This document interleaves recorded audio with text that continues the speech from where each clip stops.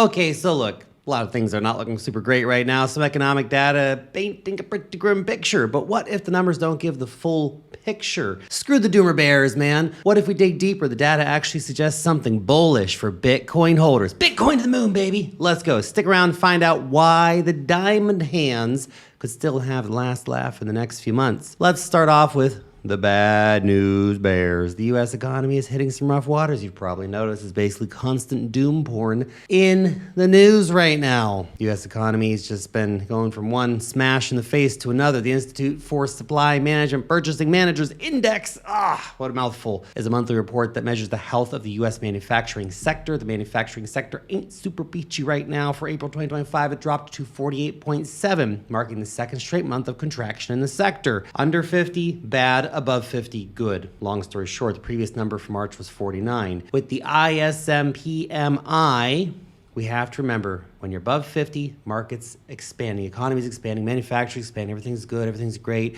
We're long in dog coins. Anything below 50 signals rough waters. These numbers have been steadily going down since January, the last 2 months below the expansion threshold, getting all your macroeconomist guys all worried. Factory production has plummeted to its lowest levels since May 2020, a time when the coronavirus gripped the world. Don't even get started on what's going on in the container situation, container ships, and anyway, it's a different topic for a different video, but there's a lot of cracks starting to show up in the economy here. New orders are also in the red, hitting 47.2, which is higher than March's 45.2, is still showing demand is contracting for the third running month, so it's contracting less now, which is good. But that's not the end of the bad news for manufacturing. Usually when things slow down, you'd think prices of goods would also drop even a tiny bit.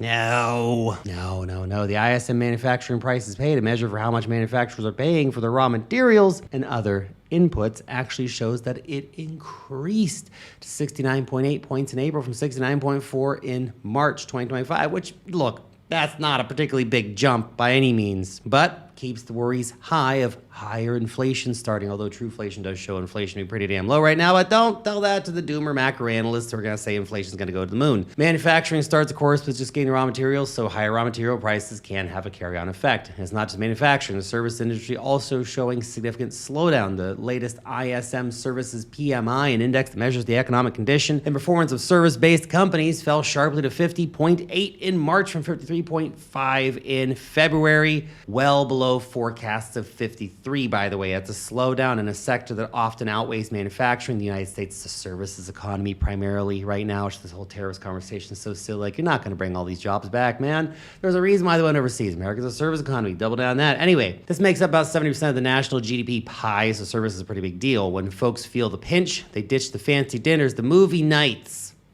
And that hits the services sector hard. When Trump's tariff war, well, guess what? It's just far from done wrecking everything, isn't it? A report from the New York Post says that Wall Street is asking clients to brace for a fallout. Recession fears are rising rapidly. Economists are now saying to expect inflation to spike up to 4% by summer, which is not catastrophic, but not great, going in the wrong direction. It's double from what we have right now, and it gets worse. The U.S. economy shrank by 0.3% in the first quarter of 2025 as Trump's policy uncertainties weigh on the market. Everyone's afraid. This was the first quarter of negative growth since Q1 2022. Also, the tariff war, as you can imagine, has created a headache for logistics. It's caused a very sharp drop in vital China to U.S. shipping traffic. Cancellations ran at a staggering 50% at the end of April. This is absolute crisis level stuff. This is according to global logistics firm Flexport. It created at least a week-long gap in shipping traffic to U.S. ports. As a result, analysts see massive impacts on retailers and shipping stocks and a ripple effect right throughout much of the U.S. economy. As guess what? America imports so much shit from around the world. The carry-on effects we're going to start seeing in the next few weeks on actual shelves and shops is going to be pretty nuts. This is all worrisome, of course. Shipping is the lifeblood of economies. Will all this lead to a second quarter of negative GDP growth in Q2, which is a technical recession? Well, guess we're going to find out pretty soon. We'll start getting those projections soon from the Fed. I hear the person from the back though. Lark, where's the good news? We'll get to that in just a second. Real quick shout out to today's sponsor before we jump into that. Looking for a secure, fast, and pro-level crypto exchange? Crypto.com, baby. You can join over 140 million users from across 90 different countries on Crypto.com exchange, the most licensed crypto platform in the world. So chances are they're going to meet you where you are with a great fiat on and off ramp, all the big coins, whether you're into spot trading or using advanced bots like the DCA bot or the grid bot or connecting through powerful APIs. This this is a platform that delivers. Crypto.com is top of the class. Plus, if you're a high volume trader, their VIP program is going to give you some serious fee advantages, which if you're a high volume trader, you know how much those fees can eat into your long-term profits. All the big coins at your fingertips. Click a button.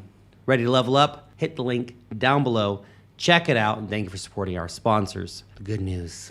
It's got to be out there somewhere, right? Well, here it is for you, okay? Screw the doomer bears, man. The April 2025 ISM manufacturing PMI came in at 48.7, which does mean contraction. However, it actually came in above expectations of 48. The doomer macro analysts thought it was going to be way worse, and according to macro strategist Jim Bianco, this means that manufacturers did not freeze. They did not hit a wall after Trump's Liberation Day. You would think it'd be even worse than the expected 48. It was actually better. So it was still contracting. It's in the right direction, heading back towards 50. This all means manufacturing is showing more resilience than expected. U.S. consumers showing more resilience than expected. Despite tariff fears, manufacturers didn't stop operations. They didn't stop making stuff. They're still making stuff. The PMI data indicates decent non-tariff growth, meaning underlying activity still remains stable even with tariff pressures. How long can that keep up for? Guess we're going to find out. Despite the fact as well here that new orders are still in contraction, the latest number of 47.2 is still higher than the previous month's 45.2. Again, still in contraction, but a significant uptick suggesting potential stabilization and growth in the coming months. And at the worst, maybe behind us, especially if we start seeing trade deals get announced. The manufacturing employment index increased to 46.5 in April from 44.7 in March. Again, yes, it's in contraction zone, but it's an improvement. We're heading back in the right direction, aren't we? From the lows, moving back up. It's good to see.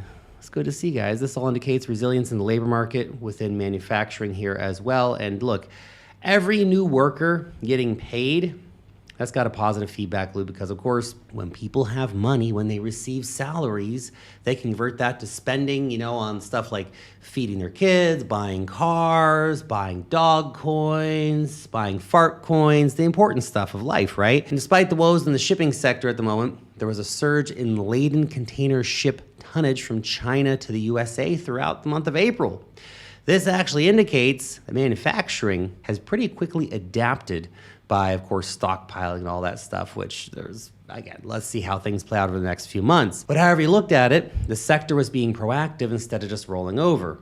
Now, Jim Bianco also expects that things are going to rebound after June. We will see deals get made.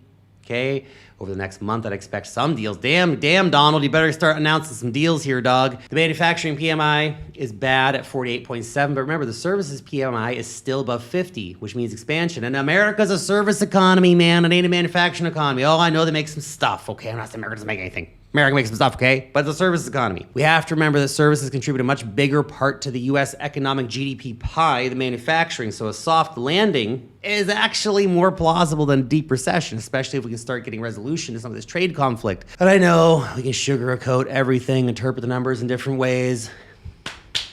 Inject the hopium however you want here, okay, guys? Some might see these numbers and yell, but Lark, the sky is falling. Sell everything now. It's all going to go zero. The market's been bracing for tariffs forever, and a lot of the drama's already priced in. Does that mean things can't get worse? Of course not. Things can always get worse. But Bitcoin could be a nice winner soon. That, according to Julian Battelle, head of macro research over at Global Macro Investor, has a real vision. Give him a shout out there. The economy is slowing, but a key manufacturing number, ISM PMI, hit 48.7, better than expected 47.9. Bitcoin is already expected worse, so it's not dropping more. If that PMI number goes above 50, which could happen next month, then we expect some positive price actions. But Lark, the GDP is shrinking. Yeah, I know, another negative quarter, and we're all doomed. Yeah, okay, it may shrink some more. We may get that 4% inflation by summer. Stagflation, anybody? That's not good, is it? But here's the flip side. Declining purchasing power and market turmoil, that's all likely to actually accelerate Bitcoin adoption. Bitcoin buyers haven't stepped aside. Bitcoin's already shown signs of decoupling from traditional markets. All that money leaving the stock markets got to go somewhere. Not fully, obviously, decoupling, but enough to suggest that when stocks drop in a recession, Bitcoin could perform better than people expect this time. The game has changed. BlackRock's here. All these big corporates are buying, countries are buying, et cetera, et cetera. We haven't even discussed all the positive news that's been happening in the crypto space recently, which is just a gargantuan amount of news. I keep telling people, any single one of these stories back in 2017, everyone would have lost their effing minds. Now we're so numb to good news. We're like, whatever. Oh, another bank's buying, another country's buying. Who cares, man? How about the fact that 96% of the 164,250 Bitcoin estimated to have mined in 2025 has already been acquired by public companies? Gone. Bitcoin miner supply is all gobbled up. Yeah, Michael Saylor will keep on buying no matter what. And how about the pending Bitcoin Act by Senator Loomis, which will acquire 1 million Bitcoin within 5 years to the United States? Howard Lutnick might already be buying. He's been instructed to get Bitcoin with budget-neutral strategies, aka not using taxpayer money. And there's more stuff. And look, I don't have a crystal ball, nor can I predict how the market's going to behave tomorrow, but I know that whatever the macro numbers are, Bitcoin is still one of the best bets to make in the investing world. It still has the best chance of surviving financial turmoil. It's not going to go anywhere. We can analyze the data all day. One thing remains certain. Since 2009, Bitcoin has survived every